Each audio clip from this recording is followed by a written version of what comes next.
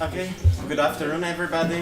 We'll just start. I hope you had a nice lunch and break here by the Lake Bled. We've come to the last panel debate of this year's Bled Water Festival. And here I can say we're having people who have shown its best. They have shown responsibility towards water with their projects. That's why tonight they will be also awarded. So I'd like to welcome Mrs. Petra Stropnik, Mr. Stanko Česan, Mr. Carlo Guštin, and we're also having Ladeja Godina-Košir, Executive Director of Circular Change, private non-profit company.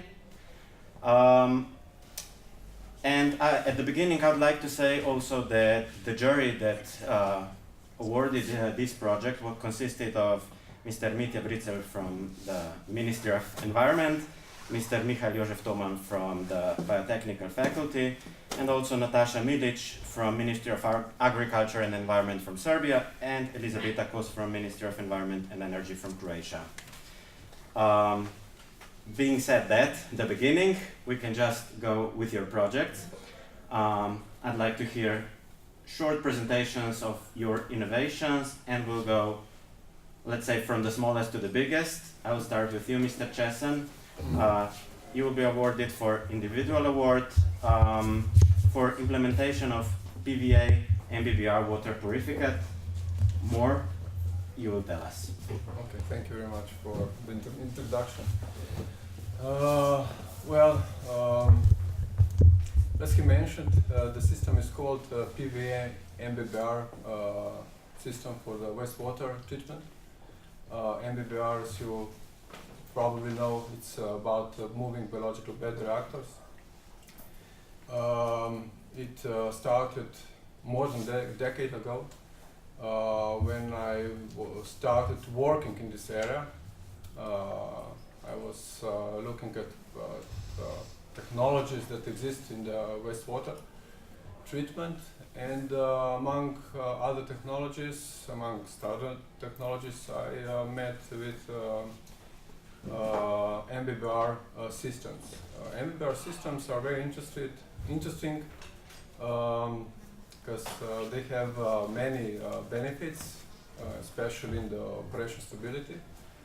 But they have also some negative sides that I recognized, and as a reason also why this system is not a mainstream system in the wastewater treatment.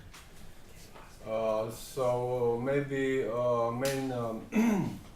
main negative sides of these systems were bigger power consumption, because the system needs more oxygen. Higher levels of oxygen in the wastewater to efficiently nitrify the ammonia. And the process line includes usually primary, mostly and recommendably uses primary treatment before the biological phase of the treatment. Despite of the fact that MBBR systems usually brag about how low biological sludge production they have, there is a certain problem with the primary treatment, because the primary treatment itself produces extra additional sludge. So if you sum both together, you don't get smaller amounts of sludge in comparison to the classical wastewater treatment systems with activated sludge. But then I saw a pilot test in Domžale wastewater treatment plant being conducted by Meta Leostek and Marija Stražar. At that time, still director was Mrs. Burica. And I met this guy from Austria who ordered the piloting, and I recognized in this product that was at that time piloted with basic design, with standard procedure, standard process design of the MBBR systems. I recognized some advantages that could potentially correct those negative sides of MBBR systems. And this product was PVA, polyvinyl alcohol hydrogel, biomass carrier. And of course, next stage was container size palleting, which was done in Croatia, in Velika Gorica. Results were really good. So we continued further on, and at the end, the design has been realized in 4 treatment plants until now. They're all up to 10,000 population equivalents at the moment. But of course, there are several other projects now in preparation or finished preparation and waiting for a tender. Basically, what I did is I removed the primary stage of the treatment, and I could use, and I developed design parameters for the system that could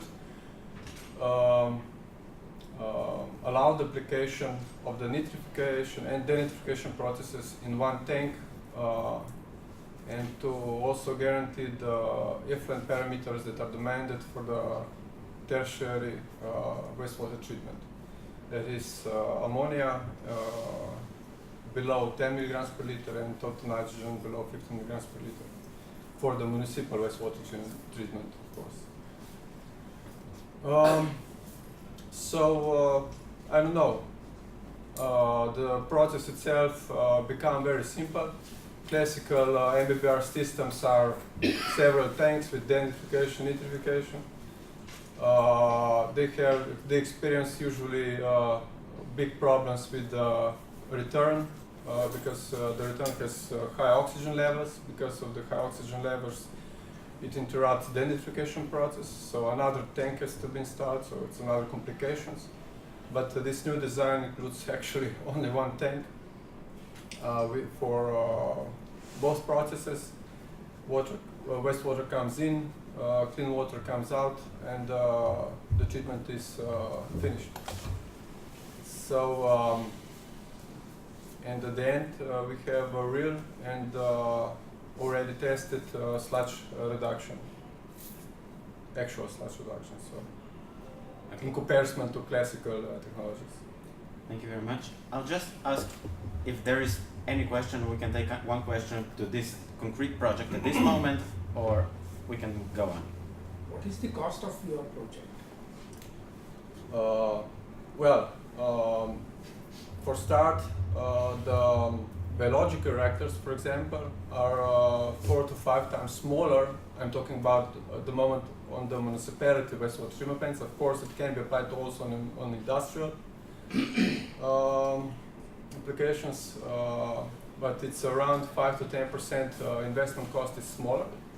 But of course, it depends also on where are you building the treatment plant. If you are building the treatment plant on the heavy terrain, for example, swampy terrain or rocky terrain, yeah, the cost of the construction can be considerably smaller, up to 20–30% for the treatment plant, because you have smaller tanks. Yeah. And this is just investment cost. What's maybe more important is even more important is the operational cost. Of course, operational costs largely depend on the cost of the waste disposal, and waste in the treatment plant is sludge produced. So if you have 10, 20, 30, 40% less sludge, of course you have parallel reduction of the operational costs. But can you expand it for a city levels? Sorry? Can you expand this particular project for a city level? City, big city. Yeah, of course. You can apply this for a city level, definitely. Thank you.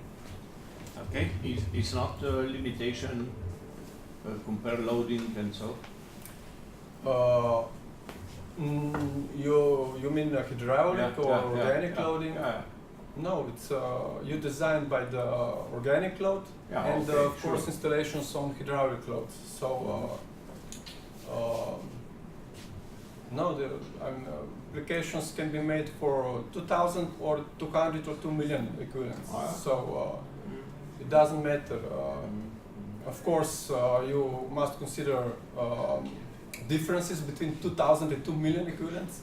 There are differences considering the trains, parallel lines, and so on. But process-wise, it's more or less the same. If we talk about those effluent criteria I mentioned before. Okay, thank you very much. I'll move to the next category, which is Micro Company Award. It will be awarded to the company Kakis for developing sustainable sanitation solution based on composting technologies. We don't have their representative at this moment here, so I'll just... sorry? Okay, so he's coming later on. I'll move to a bigger company, next category, which is Komunala Velenje, with Mrs. Stropnik. You'll be awarded for effective management of water losses and the quality of drinking water. So, please. Thank you. In the year 2005 or 6, we started with the documentation, preparing the documentation to get some European fundings, because we just wanted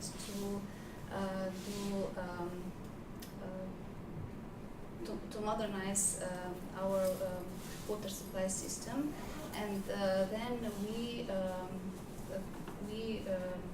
get this funding in 2012, and we began to build 3 drinking water treatment plants, and then we modernized some of the transport water system, and with the contract company we made technological and economical optimization of the whole system. We integrated measurements of the flow and pressure and level on our system, and also we use geographic information system, and we all this we joined in a hydraulic model. We have an application with which we do analysis of our hydraulic characteristics on our water system, water supply system, and we want to optimize the characteristics on our system to have better transport time from our sources to final users. That is very important because of the quality of the water, because the water should be as fresh as it could be for the final user. Also, we with those drinking water treatment plants, we use the procedure of ultrafiltration, and we have a really good quality of the water. We prepared the very good water there, but we have some problems, still have some problems with the distribution of this water quality to final users. So we now gradually reduce disinfection because we cannot do it right now. We have oversized pipelines, and we have to dimension it and modernize the whole system, and to optimize the transport time to achieve the best quality as we can. So it is our main aim. Then we in this project we did the most of it. We reduced water losses till 40% under 20% by using our hydraulic model, which has real time. We can see parameters of pressure and velocity and flow and initial level in our water tanks in real time, because simulations are every 15 minutes, and we get data in this model immediately. So with this model we can find zones where we have water losses. And we can reduce it with this application. So we have short-term procedures to reduce water losses, such as active leakage control with this application, and we go to repair this leakage as quick as we can with our employees. But the long-term procedures are that we made district metering areas, and we measure flow input, and then we see where are the biggest water losses, and we go with our team and they find the leakages. And we also modernize the system gradually, because at first we have fundings for the transport system. Now we go to primary and secondary water system or pipelines. We will do it step by step. So this is. Thank you very much for now. Any short questions to this project? No? If not, I'll move to the next large company award category, which will be awarded to Ericsson Croatia for Water Queue project to explore impacts of new technologies on raising water level safety. But more, Mr. Pustin. Thank you very much. So I don't know how many of you actually know about what Ericsson does. Most of the people link Ericsson with mobile phones. We have exited this business in 2009, so our core business is in telecom equipment and solutions, but we also do business in IT, let's say. So we've been targeting healthcare and some, let's say, national services, but we're also looking into environment protection. So we have projects in agriculture, in meteorology, and then also we're trying to see how we can use ICT, information and communication technologies, to protect the environment. So from this point, we started working on the Water Queue project at November last year, 2017. It started as an in-house project where we just wanted to see how we can use mobile sensors and mobile networks to collect data about the environment and then store this data into the backend system to do some analysis. And we finished the first phase on, it was like targeted to finish on 22nd of March, which is the day of the water, right? And yes. During this time we started building the full ecosystem, the consortium that will in the future drive this Water Queue project. So in the consortium we have, we say it's a triple helix model, because we have government, which is a public healthcare institution involved. We have academia as well, Faculty of Electrical Engineering and Computing. There is industry, which is Ericsson, and there's also two smaller companies. One is called Telemetrics. They will be building the mobile sensors. And there's also a Croatian startup company called Friva. So this is the consortium that will be applying the Water Queue project for EU funding at LIFE program, which is a program, EU program targeting environmental projects. And the project actually has two main goals, I would say. The first one, which is where our partner Friva, startup company, is focusing on. This is looking towards the end users, towards people, and we want to see how we can use technology to change the behavior of the people, and we would like to change the way people think about the environment and how they relate to the local issues. So for this point, we also have a psychologist, let's say, on the team, and the goal for the psychologist will be to try to investigate and to design the whole methodologies that will be targeting end groups of people. You know, either people going into the mountains or maybe mountain rescue service. So all of the people that are interest groups and NGOs that are going into the nature and that are focusing on the quality of the environment. So what we want to, let's say, build, we want to make those organizations to start implementing crowdsourcing and crowd mapping models. So when we're talking about drinking water, what we're trying to say is that you know, the project is in Croatia at the moment only. We're also looking to get across the Croatian borders. So if anyone's interested to join the consortium, just let us know. So what we're saying is that Croatia is really rich with the fresh water, and there's no need to go to the shop to buy the bottled water, you know. And because if you buy the bottled water, first you produce more waste, plastic waste, and water is available everywhere. You know, tap water is perfectly fine. There's a lot of water in the nature.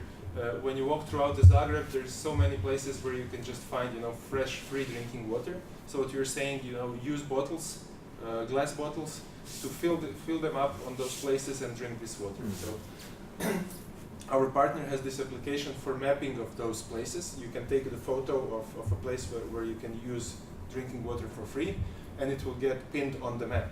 So everyone can, you know, look at this map and then find those places and go take some fresh drinking water. On the other hand, what we are aware of is that if we get this momentum going, and if there are cities or maybe ministries, national institutions that are promoting and telling to people, go drink this water, at a certain point you will need to provide to people also information about water safety, water security, you know, what's going on with this water, that we're telling to people, you know, go drink this water, it's perfectly fine. So this is the reason why we have a public health institution, it's called Andrija Štampar. And they have all the laboratories and everything. So we're saying, if people really start doing this, if a lot of people will be mapping the sources, doing some measurements, then the existing procedures, existing business models, existing ways of working in public health will be no longer sustainable, because you don't. If you send a professional to the field to take the water sample, then you bring it back to the lab. Those procedures are lengthy and very expensive actually. So what we'll try to do, we will use sensors that will be measuring automatically data, physical parameters of the water at the selected locations, and sending this data into the database. At the same time, we will have healthcare professionals go out to the field, take the samples, and do laboratory tests. So what we are trying, and they will perform a microbiological and chemical analysis for this water. Hopefully, we'll find the correlation between the changes in the physical parameters and chemical or microbiological. If we can find some relations there, then we'll have, let's say, business intelligence IT tools in the background that will do predictive analysis. And so when you measure something with automatic sensor, you put this data into the backend system, it will be automatically analyzed, and you will have an indication about the safety and security of this water. So I'm saying indication because we are aware that without the laboratory test you can't really say that the water is perfectly healthy or not, but you can still say, based on the trend of the data, the water is, I don't know, maybe safe for you to drink it, or you can maybe give it to your dog, or you can use this water to water the vegetables in your garden or whatever. We just want to have certain kind of indication there. So this is the whole story behind the project, and this is, hopefully we can achieve this, and hopefully in the end we'll have this as a I don't know, maybe national system one day in Croatia. We will have 2 pilot sites, let's say primary pilot sites, where we want to collect enough data to build this algorithm and to find the correlations, and those will be National Park Krka in southern Croatia, but then also in Zagreb we have Park of the Nature, Medvednica, which is Sljeme, you know, the mountain above Zagreb. So those will be the primary sites, but what we're also doing, because we're working with the white population, you know, we're saying, okay, we need some collaboration with the local local authorities with local communities. So we'll also have what we call secondary pilot sites. They'll be coming, bottom up. So we'll have 2 fixed pilot sites, and then we'll have people walking around, hopefully looking what's going on with the springs, and then maybe we'll be able to identify a few problematic points, and also include those points into analysis, and hopefully we'll make this water better in the future, or maybe more popular for people to drink. So basically we want people, when they're going into the nature, when they're going to the national parks, we don't want them to bring more plastic inside. We want them to use the water that's available there. Okay, thank you. Any questions on this project at this moment? No, I have it later on. But I'll continue with you, Mrs. Lataya Kushir. You're like promoter of circular economy. I'll ask you, how do you see these concrete projects within circular economy? Yeah. First of all, thank you for inviting me. I must say that I'm very privileged to have the second chance already to listen to the best practices. And Circular Change as a platform has been established 3 years ago with the purpose actually to find out what is going on in the field of circular economy. Because this circular economy is not something detached, so it's not something new. It's about maintaining value and resources. So to keep the resources in the production and consumption cycle for as long as possible. And the examples we have heard now are proving that there are a lot of best practices. So on our journey, what we have learned actually is that in our region, we are very strong innovators. But sometimes we do not know who invented something already. So when I was listening to you now, it was like, aha, this thing is happening on the other part as well. This city is proving this solution. So we are working in the region, but also on the level of the European Union, because also on the level of European Union last year, the platform for circular economy has been established, and we are one of the coordinators there, monitoring what is going on and connecting right dots, because it's, as you said, about collaboration. Yeah. And it was so nice to hear. So last year, next to me, there was the FRIBA. Yeah. And after that, we discussed a lot. How should they scale up? Because it is good to invent something, but then to come to the market and to scale up. So it's great to hear that you joined forces and that you are going in this direction. So this, I think it's of great importance that we know what is going on and that we communicate it strongly. And by doing so, we find partners. So collaboration, that is one message. The other one, which you stressed, is of crucial importance as well, is that the digitalization and circular economy are going hand in hand. Because years ago, we could not afford the solutions you have introduced because the data was not available. So nowadays, we have the data, but we don't know how to use the data. So what you are presenting here is just that, the matching between the existing data and the use of this data to protect nature, to go in these circular solutions. So basically that's what we are doing, and we would be more than happy to assist you wherever it's possible and to communicate your projects. And as I said, it's good to see that in our region we can be the front runners. Because this year we introduced just in May one document that we co-created for the Slovenian government. It is called the Roadmap for the Transition Towards Circular Economy in Slovenia. And the approach was very much bottom-up. So what were we doing? We've got a lot of meetings, workshops, and everything to detect what already exists, and then we created this document. But the process was more important. So this is what we are now adding to this process and supporting this kind of collaboration. So here we are, and we're looking forward for the front runners as you are. So. Thank you. I'll ask you, Mr. Gustin, because what you're mentioning, stressing out the collaboration, we've been talking about that for 2 days now here, about lack of communication and everything.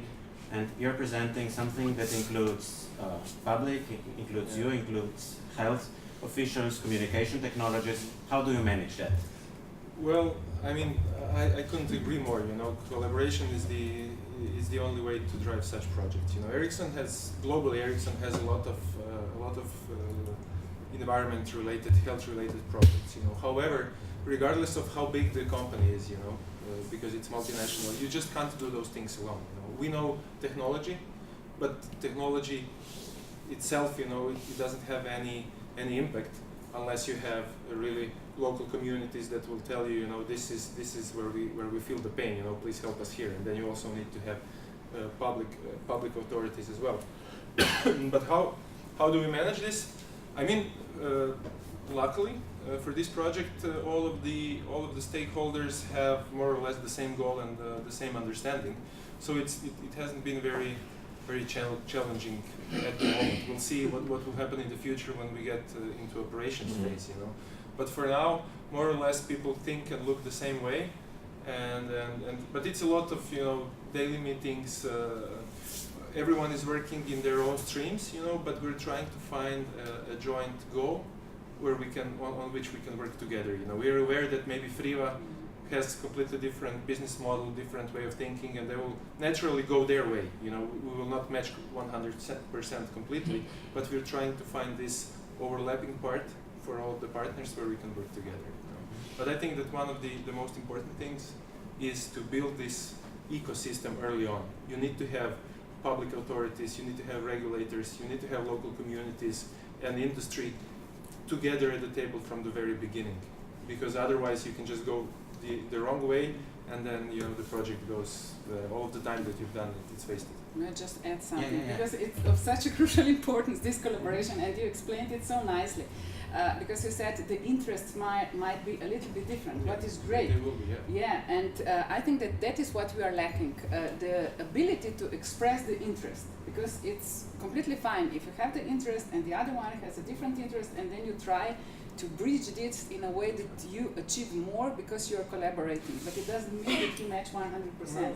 And I think that this message that you deliver, I mean, is really of crucial importance. if you Yeah. overlap 100%, then you're competing. Yeah, Then yeah. you will be competing, and there's no way forward together. You know, you need to have different views, different directions, and then try to find something Yeah.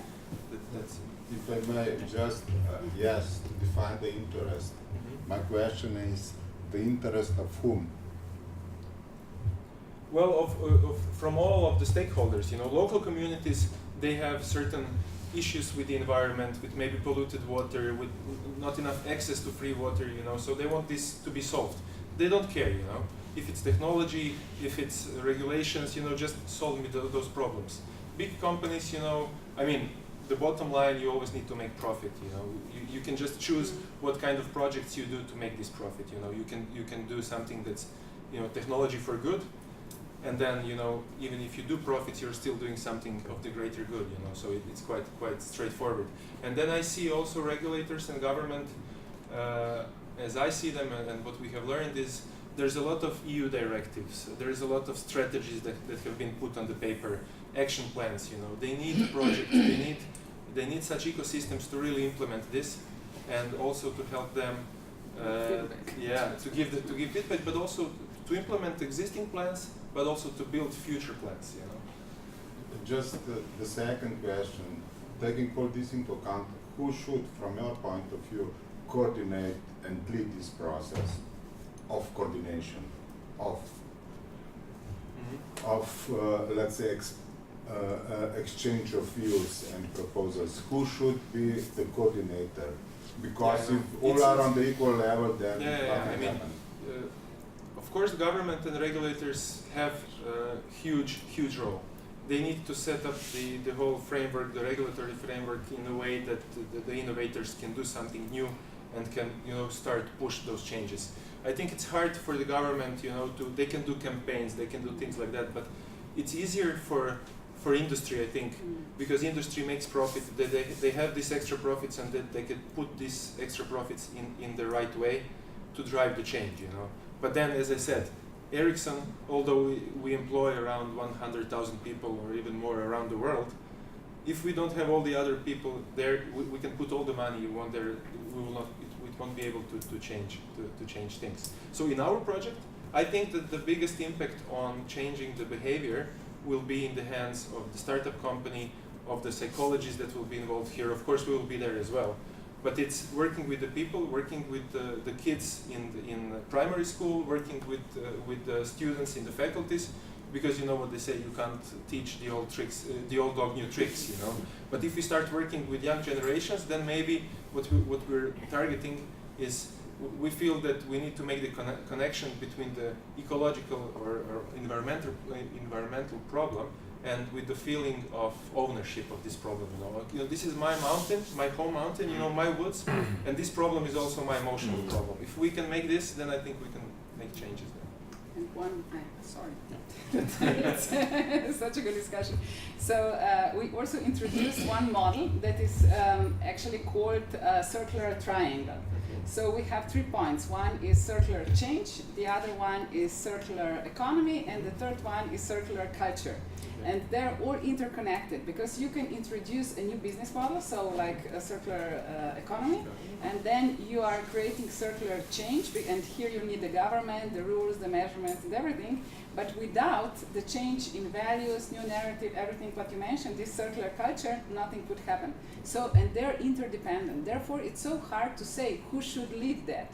And here you come to the solution, that this interdependency leads to new kind of leadership. And who knows whether we are mature enough or wise enough for this kind of leadership. I think it's similar, you know, as with the avalanches. You know, you need to have all of the things come at the same place at the same time, you know, to get the things going. You know, you need to have the right temperature, the right, you know, the right situation in the snow layers, and you know, maybe it should be pointed towards the sun, and then you need some skier, you know, to come to this field to start the avalanche. So someone will start it, but when it gets going, then there's no worrying that it will be stopped. This is how I see it. Thank you.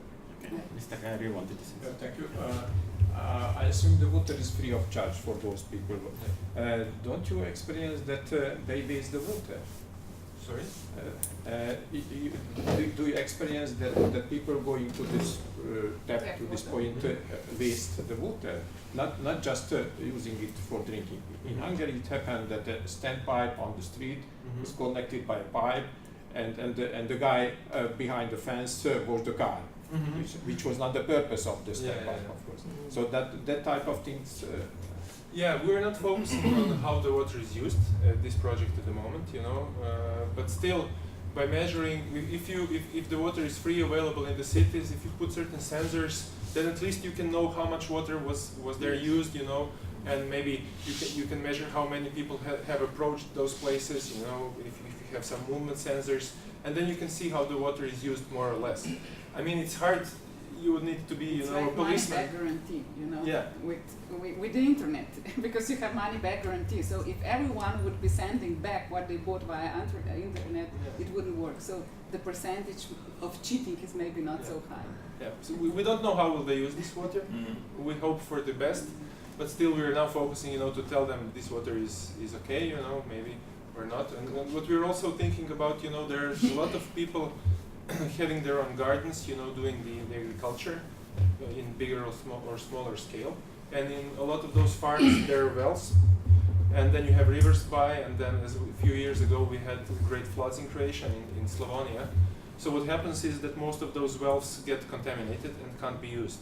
If we could continuously monitor those wells with cheap sensors that send the data on an hourly basis, on daily basis, then in such crisis situations, such as fires, floods, you could know where the fresh water is still okay. You know, you wouldn't have to just say to people, stop using all of the water because of the flood it might be contaminated. So there's multiple use of the project. However, you know, how the water is used, this is something that it's not part of the scope. But I agree, it can be a big problem. Yeah. I mean, in Zagreb, you know, when they wash the streets, it's drinkable water. I mean, this is crazy. It doesn't make much sense.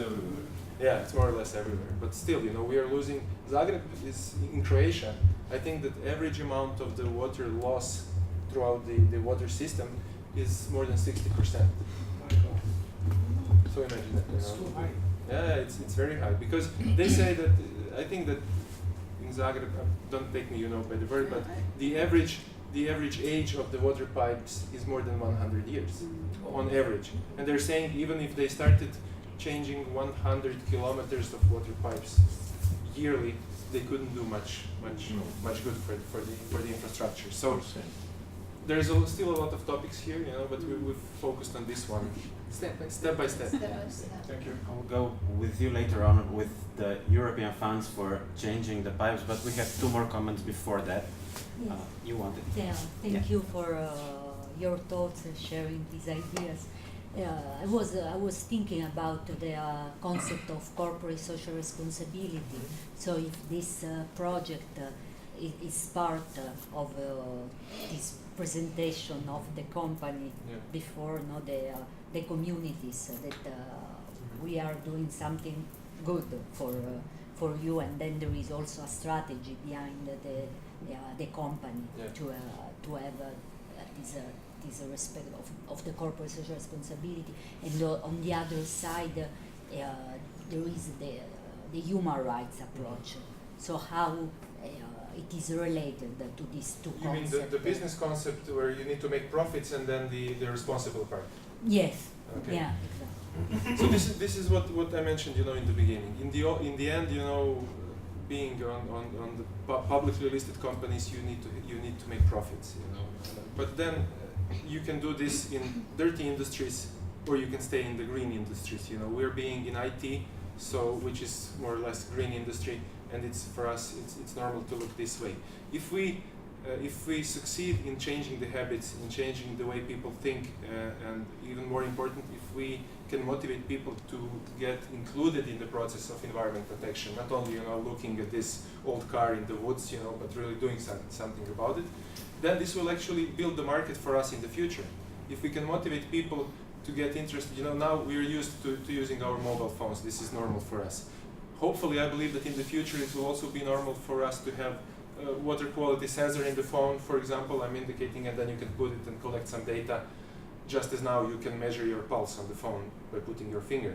If people start doing this, then there will be market creation, and then there's potential profits for the companies in the future.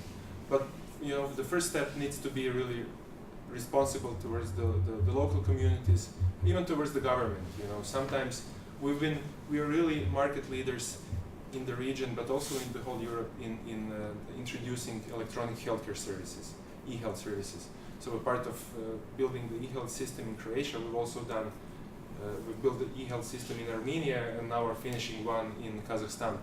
So it's very similar, You're doing something to make profits, but you're trying to make healthcare more affordable, more easier for people to get the healthcare services, the healthcare information. So I think it's something very comparable. You start with the research, not basic, but more of research of how you can use technology to do something, with the goal of creating business opportunities in the future. Yeah, because I was looking just now on the cell phone about Ericsson and human rights. So now when I see in the website of a company human rights, I think we are every year Ericsson chooses a few of the UN goals. There's 20 goals for the better of the humankind, I think. Sorry? You mean SDGs? Sustainable Development Goals? Yeah. It's around 20 goals, something like that. 17. Yeah. So every year there's Ericsson targets a few of those goals, and then promotes projects in this way. It's what we call technology for good. So we'll see. This is like the global projects. Hopefully, we've started this project in Croatia, in Ericsson Nikola Tesla, which is the name of the company here in Zagreb. And hopefully this can be one day, Ericsson Global Technology for Good project. This would be, my personal satisfaction at the end if the project goes on. Okay. At the back we had a comment. Okay, just a short question. Would you have the feeling now that this use of sensors and this use of social networks for influencing the people may be blocked a little bit by this European legislation concerning data security? This is one question. The other is a short remark. Please keep in mind that with all the sensors, you may even give a support for prognosis in meteorological situations, for example, air pressure, or the performance of your cell-based station together with weather radar. So regarding the GDPR, I don't know. I mean, it will be a challenge. We'll see. Hopefully, if we get the funding from LIFE program, we hope to kickstart the second phase of the project in second quarter of 2019, something like this. I mean, the piloting and everything. So then we'll have to design all of the questionnaires and how to approach the people, and this will definitely be a challenge. I don't think that it will be too big of an obstacle. we'll need to really take care of what kind of private data you take from the people and what you use it for. So we'll see. At the moment, it's not blocking us, but it's still giving us overload in terms of you need to invest a lot of man hours into investigating, designing all of the procedures in a way that it's aligned with the GDPR rules. But we'll see. We'll see what happens in the future. And regarding the sensors, when you're talking about technology and meteorology, there is a great example of what you can do with the existing infrastructure that is already around us, and we are not even aware. So what you have when you're using mobile phones, you have this radio part of the network, which you use your phone and it uses radio waves to send the voice to the first, what we call base station, which is antennas that you see on top of the rooftops. And then usually the data from there, it goes either through the wire, or they use this direct communication with what's called microwave links. So it's like two antennas pointed directly at each other communicating. So if you have rainfall, for example, then this signal is being, it gets less strength. You have different strength of the signal, and by using algorithms, you can precisely calculate the level of the water that has fallen at a certain place. So this is a good example of how you can use technology and existing infrastructure for the meteorology purposes. But then also there are other things such as private meteorological stations and I don't know, sensors for measuring different things. The whole story around meteorology is that it's very specialized technology, specialized systems. So you can use this home weather monitoring stations to provide additional data, which is similar that we're doing here in the water quality. We're not saying that we will use sensors to supplement the laboratory tests. No, I mean, this is not going to happen, at least in the next, I don't know, maybe 20 years, maybe more. But we want just add additional data to have really big amount of, and to be able to watch the trend through the longer time, because we think the more the data in the system, the better. You will always have to differentiate between the data coming from the laboratory, measured by the trained people, professionals, than data coming from the sensors that I might be having in my pocket to measure something. But still, even if this data is not of the same quality, you can still use this data if you know the difference and the value it brings. Okay, thank you. I would go back to you, Mrs. Stropnik. When you were talking about your project, you used European funding for it. Yes. Can you tell us maybe for other similar projects, how was your experience? Would you recommend it to I don't know, to modernize different systems through European funding? We prepared the documentation after a few years because we really wanted to have these fundings. It was the only way to modernize our water system, the whole water supply system, and it was the only chance to build these 3 drinking water treatment plants and to modernize the system in some part of it, because we just modernized with these fundings. We modernized just transport water system, but not the primary and secondary pipelines. And it was a really opportunity for us to modernize the system with these fundings. What else I can say about this? Yeah. Okay, maybe you, Mr. Chesan, you are offering mostly know-how, but would you like, with your project, having any investors? Are there any interest to spread your idea widely? Of course, help is always welcome. For example, the moment what I presented before is existing system developed during the last decade. For example, of course, I have further visions of what could be done, and if investor would approach, of course, I would be ready to talk, because, for example, I was talking about 4 to 5 times smaller biological reactors, and this process has the potential to be 20 times smaller. But the basic concept itself, it's not actually a problem. The problems are some particular solutions that would enable this result. That has to be, for example, tested. I am moving slowly in this direction, but of course it's moving slowly. Yeah. No? Okay. What I can say regarding the availability of EU funds and this money for investing in any kind of project, I would say that now, after we have really looked into the LIFE program, that this is something that can really be used for such projects, because the difference between Horizon projects, which are research projects, and their goal is not to have a product in the end which will be commercialized. On the other hand, LIFE program, it's one of the main goals is to in the end to have the close to market product, basically. So you can use this money to, if you have an idea, if you have a prototype or a product in a certain level of maturity, you can use the LIFE funding to bring it even closer to the market, to try to pilot this with the real needs of your potential customers, and then it's also acceptable to use this money and activities for such activities as business plans, marketing plans. You can reach all, because for example, we have public health institutions, so hopefully we'll get the opportunity to communicate through this project, through this topic, with other public health authorities, either in Croatia or maybe in other places of the Europe. So, for example, if you're trying to do this, if you can use the money to connect with your potential customers throughout the Europe, but still use this money to develop a product, then I think it's a win-win,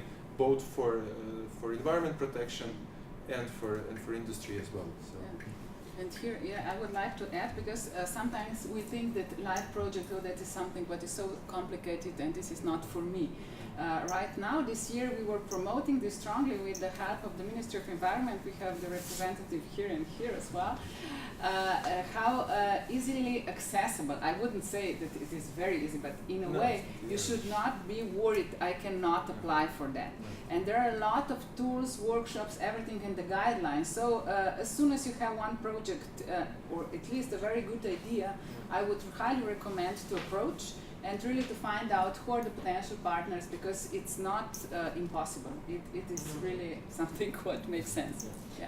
I have to ask you, on the national level maybe, because we know that our Prime Minister at the beginning of the year was saying that circular economy is a strategic priority of our country, that there would be a hub for circular economy this year in our country. What is happening? Where is going on? Yeah. So first of all, I would like to say that during the period of this government, there were 2 important documents implemented in Slovenia. One is Vision 2050, and the other one is the Development Strategy 2030. So both documents do exist, and in both documents, circular economy is written as the priority. So on the paper, everything works fine. The second thing is that we have smart specialization, and within this smart specialization, we have again circular economy as a kind of connector, also horizontally with other centers or other topics. So that is something what is going on as well. The third thing is what you mentioned is about the hub. So last year at our Circular Change Conference, we introduced the initiative of World Economic Forum, because they created so-called PACE program. This is the global initiative for creating circular economy hubs around the globe. So on each continent there would be one topic that would be covered, and then even not promoted, but really supported. And last year we discussed that in May, that in Europe there are 3 countries that were listed as most advanced, to say so. So it was the Netherlands, Finland and Slovenia. So from there on, our Prime Minister attended also the World Economic Forum in Davos and committed that Slovenia will go forward. But I must say that some other countries are more skilled in that, how to navigate in that particular environment, and Holland was faster. I'm going there just tomorrow for their circular economy hotspot week. So they're hosting again one huge event for circular economy, very much business oriented and supported by the government. And on the other side, the World Economic Forum decided to open the office in The Hague. So that will be the next center for the circular economy. What does not mean that we are excluded, but on the governmental level, we should be more proactive. So with our circular change platform, we are working with World Economic Forum and others all the time, because the nature or our DNA is different. But on the governmental level, I still see the lack of these diplomatic skills to move forward. Maybe I'll ask some comments in the discussion. No? I have Yes. a small point to make. Yeah. I come from India. That has a population of 1.25 billion. Okay. How long can you depend on government? I want this thing, give me funds. I want that thing, give me funds. Why can't there be a sort of either a corporate or 10 like-minded people coming together and they start such kind of initiative and take it to the top level? I mean, you were referring to World Economic Forum. Ultimately, World Economic Forum was an initiative by one person, one German person. He saw the capability of Davos, and then he started inviting people. They never used to come for giving a speech. They used to come for a skiing resort. Okay, but he developed that, and for the last 48 years, it has been going on. This year was the 48th year. I have also been attending for the last 10 years World Economic Forum. I'm also a part of World Communication Forum. One private initiative and then scaling up to this level. Why can't we do something like that? Yeah, we did the same on a small scale. So with our platform, I must say, and I was the finalist this year, World Economic Forum for the award for circular economy, just because of that. Because we did not wait for the government to raise money, but we started, so it was my passion, and we started, and we did, I must say that we did a big impact in the region, so we can be proud of that, and it can be done this way, absolutely. And then you, as I said, then you connect the right dots, and the money comes. It's not vice versa. It's not give me the money and I will do. No. Yeah. Because I think that already you have a certain preconditions in place, because you have all of those crowd financing campaigns, tools, if people are willing to put small amount of money to build a new car or a new bicycle, then as soon as you try, as soon as we achieve, the change in the way they think and what motivates them, then why wouldn't they be willing to give €1 each? For example, in India, for a billion people, then you have the money for everything. But still, I think that we need to change the way people think, what motivates them, and what's the feeling with their emotions and how they connect emotions with environmental issues. If everyone is motivated to get a brand new car, flashy and everything, so it's easy for them to pay the money. But when they think about the environment, if you ask, everyone will say, yeah, we need to protect the environment. But if you look really inside, who is really willing to do something, then we have a big gap here. As soon as we solve this, it's not easy, it will last a long time, but then we can do things like this. Yeah, in fact, sorry, I would like to give you an example. I work for the House of Tatas, and in certain areas, even today, water is an item of scarcity. We don't have too much of water resources. Whatever the water reservoirs are there, they are capable to meet the requirements only for 8 to 9 months. Okay? And you were talking about the waste of water to wash roads in Croatia. Okay? It's crazy, yeah. It's a very small, it's a very nascent, but it's a proven technology. Okay?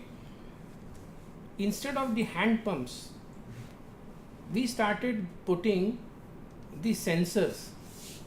You put your finger, water will come out to the maybe 100 milliliter or 200 milliliter. It's not a rationing of the water, but it's a rational usage of water. And this particular technology is proving a great technology, because what is happening, everybody in that region is at least assured of drinking water for all 12 months Yeah. with this sensor technology, One solution. you know.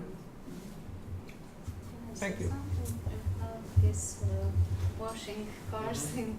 Yes. So it was about 30 years ago when we sold 7.5 million cubic meters per year of water per year, and now we just sell 3 millions.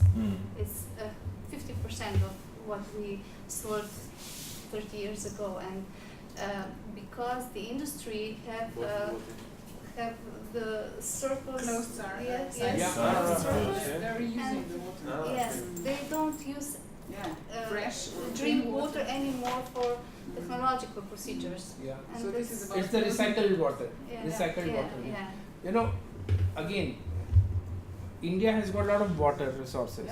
When I visited Israel for the first time, I found it very absurd. When I was in a restaurant, and the waiter came and asked me, "Can I offer you a glass of water?" I gave a very starey look, because in India we don't ask such things. Okay, we just keep water. Okay, so I said, "What do you mean?" He said, "You'll have to pay for this glass." Then I realized, what is the value of water? Because in India, water is available free. Even on a railway station, there are two different pumps. One is wherein you have to pay a penny. The second thing, it is free of cost. It's the same water. Yes, and we never had, other than the bottled water or the mineral water, as what we say, we never go and buy water. Yeah. It's freely available. So when I went to Israel, I was little, where am I? No, but this is same. I mean, it's same in Croatia and Slovenia and the whole Europe. When you go to the restaurant, they will always want to sell you the bottled water, whereas the tap water is perfectly fine. I think in at least here, Croatia, Slovenia, agreed. and surrounding countries, you can drink the water almost in all of the cities. But still, I think it's all profit driven. But nobody asks you, can I serve you water? No, You know, that is something strange Yeah, that I that found is- in that's Israel. right, that's Thank you. Is there anything else? We're over time, but I would still go one final round. Maybe, Mr. Chesson, I would ask you, because last time you were speaking, you mentioned that you have ideas for the development.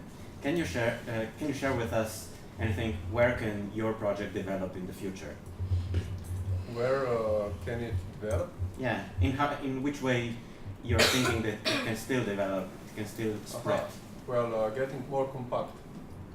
So if you're getting more compact, your investment cost more competitive. You are engineering-wise also more practical, and you are also well. That applies to engineering course. Of course, you are more adaptable. Yeah. So, for example, there is a fusion plant with this system I described before. In example, Zreče. It's a little below 10,000 equivalents, and it could be done with, for example, biological part. It could be done at least on paper with 5 20-feet containers, for example. Instead of construction works, a lot of space and hard, let's say, engineering. So. Yeah, this is the direction I'm going, engineering-wise, of course. Mrs. Trupnik, we were talking now and in other panels as well about the quantity and quality of water. About the quantity, we don't have it out here in Slovenia. About quality, you did something, but what can still be done for better quality? About the quality. Well, we have the quality of water we prepare now. It's just good, but the distribution of this water is still a problem in our company, in our Wally, because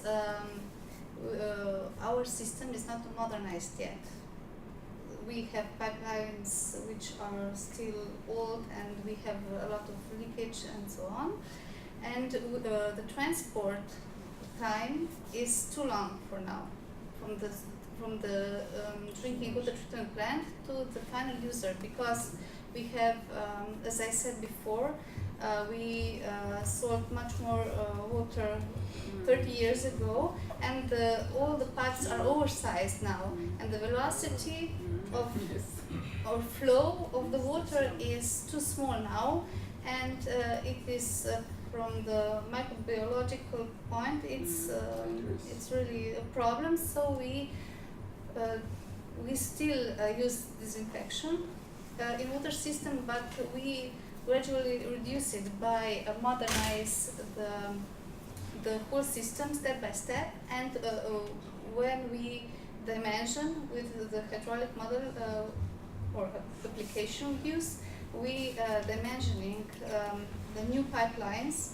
and they will be we will optimize the pipelines so the velocity of the water will be appropriate, and the quality will be okay.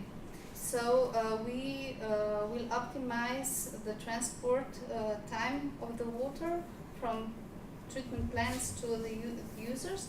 That's one thing of the quality, and the other thing is that we have a model to analyze the quality of the water with this transport time. So we can find the critical points on our system, and we just have to optimize it. Okay. Can I just ask a question? How do you measure the quality or the safety of the water? Is it just laboratory tests, or are you using any kind of real-time, continuous monitoring with some sensors? We have I don't know how to say. We do some measurement of the quality. I don't know how to say. Turbidity. Yes, turbidity. Yeah. Thank you. On the system, and but in laboratory we can continuously doing this tests. So yeah, that's it. Mr. Gostin, with you, I would finish starting from the point you mentioned before with the water in the restaurant, which is a clear example of the economy. Can economic growth, economic development be without harming natural resources? Well, I think it can. It should actually. How? Well, I mean, it's quite obvious that in some industries that are more dirty than the others, it's a bigger challenge to to grow and still not affect the environment in a negative way, But moving to all of these renewable energy sources, then using, let's say, IT systems for continuous monitoring and maybe for the prevention, let's say this way, because whatever we do with IT, the impact on the environment is very low. And then if we can make certain products, software packages that can even be used to make this environment better in the future, then this is the perfect way. So for IT industry, I would say for sure yes, it can, and it should and it will, I believe, in the future help environment more and more, because now it's more and more companies are looking into this way and trying to see what they can do to benefit environment, the local authority, the communities, and still make money on this, So we'll see. The companies will need to decide to invest. Such available funds, such as the European funds, definitely make it easier, because when European Union gives a big company like maybe 50% of their investment back, then it's easier to decide to invest in something, in certain business that it's not very clear in the future how you will make money out of it. So this is a very important tool and a quite important lever, I would say.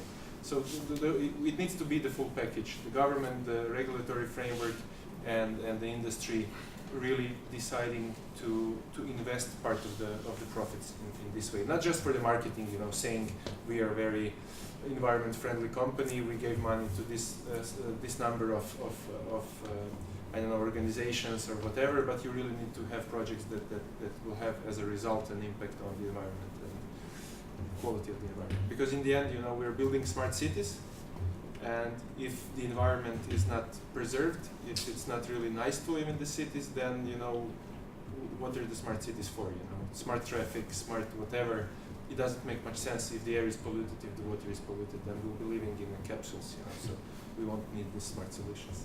Okay. You wanted to add something? Yeah, if I may just to comment or to propose something. Thanks to all panelists, they were very, I would say, clear, and congratulations with this. But taking all this knowledge into account and processes, circular economy and IT, let's say, approach, and public services systems, and wastewater technology, which is improving and going very fast to better efficiency, whatever. I believe to be more efficient, and on the end also I would say for this younger generation also very concrete. Taking all this development into account, from the measuring stations, monitoring, and technologies, we should be fair enough to say, okay, that's good and welcome and whatever good. But what to do with this? To be tomorrow safe water and enough water for them.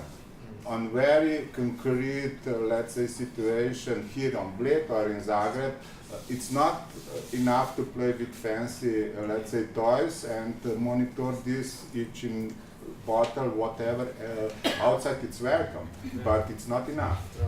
And this should be, I think, very clear on the first phase of the projects. That's why I asked for whom and who will lead the process and to be responsible for such a solution. You know, this is something what it's on the end very simple, but it's very important when you design the project. On the end should be defined very clear the, let's say, aquifer, which is for aquifer for water use, let's say, and the regimes not to be worsened or to be spoiled, at least. If you can make it better, even better. But this is the land use and in very concrete area and behavior of all of us. And this is the point. This is not huge science. This is very simple on the end of the day. But we are focusing on all these very important stories. But nobody's taking care about this very simple, let's say, solution and basic one. But previous table and workshops, we said, oh, it should be somehow linkages between water management and land use. It's something new, huh? But really, it's central, but don't forget it. And this is something what I believe is central point of even circular economy to bring it to the ground. But it's even And you can do it tomorrow. And thanks God with all this development, which is going very fast, and that's why congratulations. But this message to our leaders, to our, let's say, local communities, to mayors and, you know, others, this I believe should be very central. Very central message, because you can do it this without any huge investments even.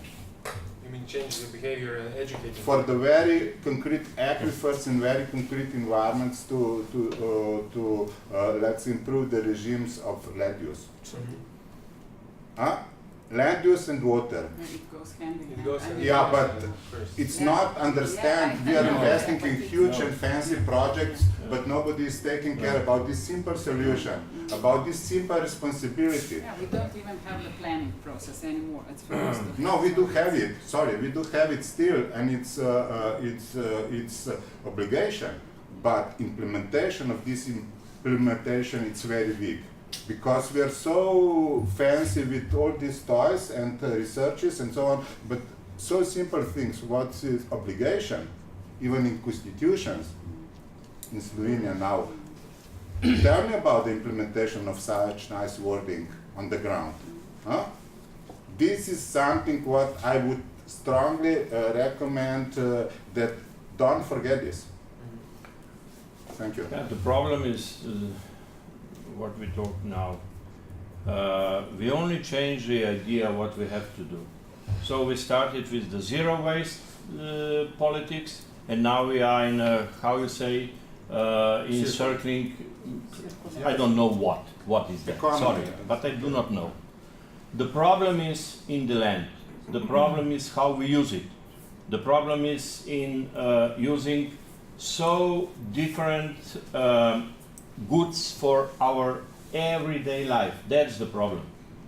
And we can't talking about, you know, different industrial and I don't know, public agenda for the time of 230, 250. This is really stupid. Yeah, In political way. It's yesterday's problem. Yeah. Actually. No, but I would 2050. say no. Can you imagine what will happen? No, We do no not one know can. what will happen But next I year. would like That's the problem. And I am not, how to say, it's more religion Yeah. So option. I would like to add So-called zero waste, you probably remember. or blue The economy, period it of doesn't zero waste, matter. blue Cradle economy. to What is cradle, blue you have economy? all these Now concepts. we have green economy. Yeah, all this. But If it we is talk not- about the water, green is very bad information for me because It's simplification, yeah? I would it's say eutrophication and so on.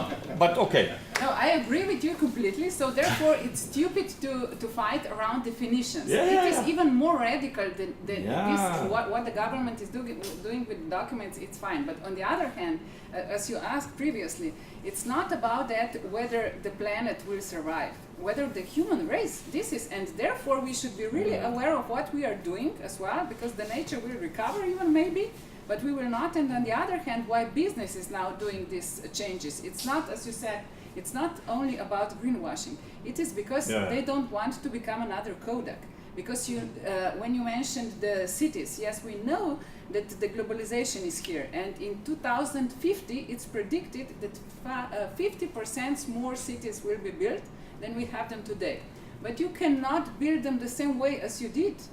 Because we don't have the materials, we have nothing. So these cities, what but kind in of Slovenia people escape from the cities and from the towns. so So therefore maybe we'll be better solutions. You know, in completely China, different in China, situation.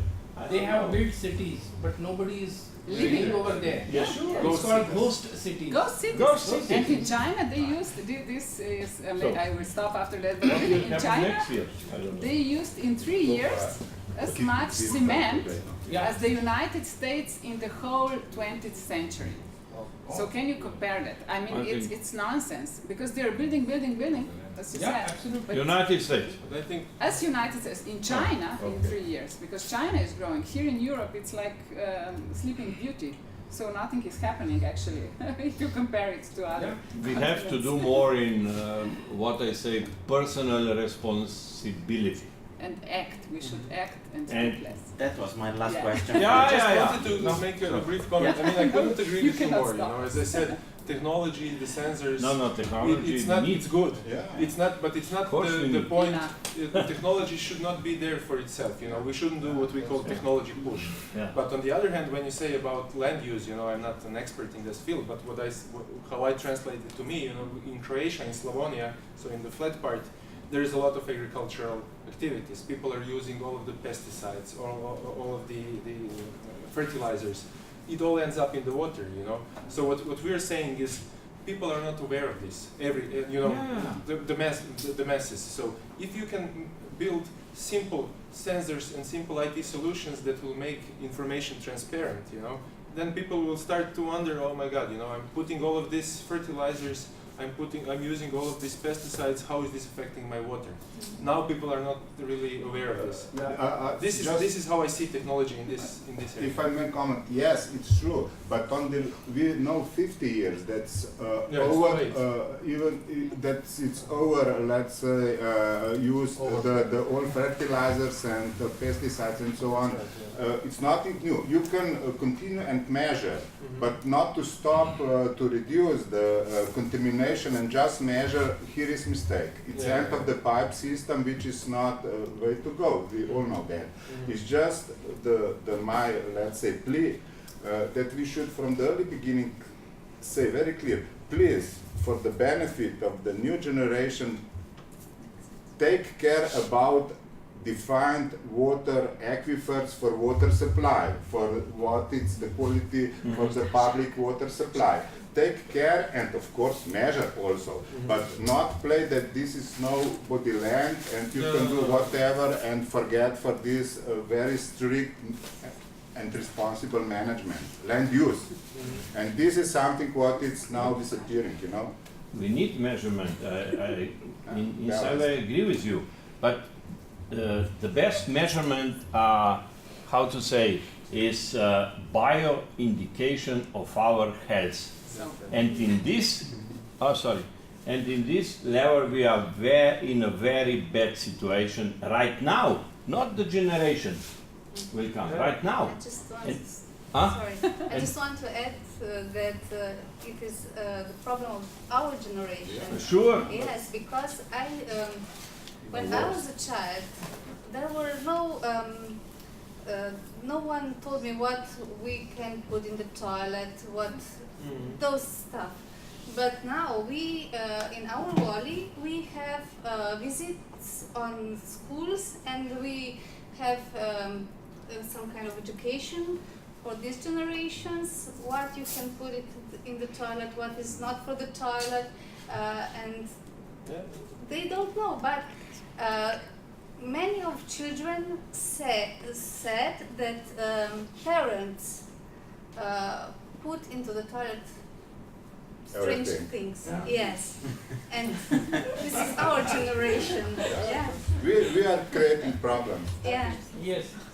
and these children will know more than we do. I I just, would yeah. Sorry. No, you continue. please. No, I just wanted to say that what is important is that we walk the talk, and while we were thinking now about it, I was wondering, so I came with my daughter and her friend, but what can we do? So we are not using plastic bags, I just realized in the meantime. So whenever we go and wherever, we take this kind of bag with us.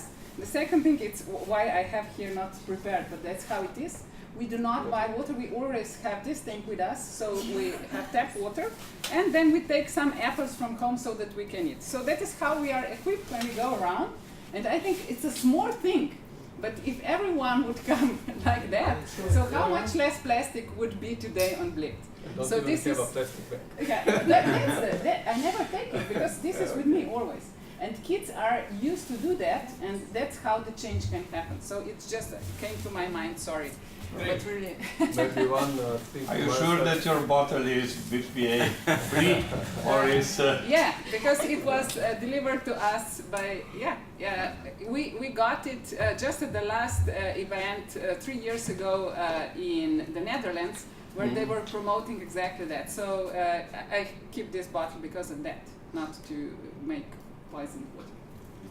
I would like just to join the gentleman here because I agree that the problem should be attacked from the right side of the sustainable growth. Yeah. And maybe I hope I won't get into quarrel with anyone, but some described solutions actually scare me because I don't see that this is the right solution. For example, in Slovenia, and I'm a strong believer in this, that the water is even more important than any other prime resource, and total control can quickly get misdirected. Thank you very much all. You wanted to? No. Yeah. Okay. Thank you very much all. I would like to congratulate you for your project. And thank you everybody for joining us at this rather vivid debate. Thank you. Goodbye.